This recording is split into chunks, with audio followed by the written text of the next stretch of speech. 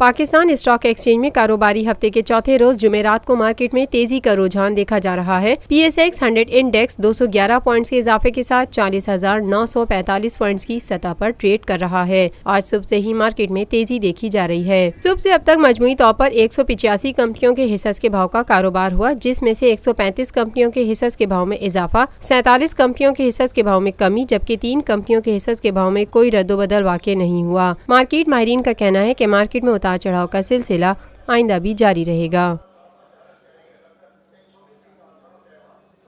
Lotus Lake Towers, a groundbreaking endeavor by Lotus Properties.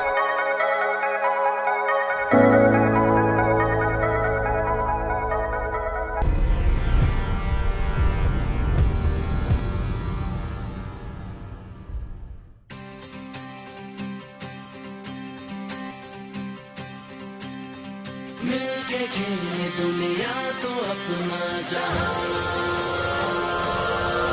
जीतेगा जीतेगा दुनिया में उसकी रेस ये पाकिस्तान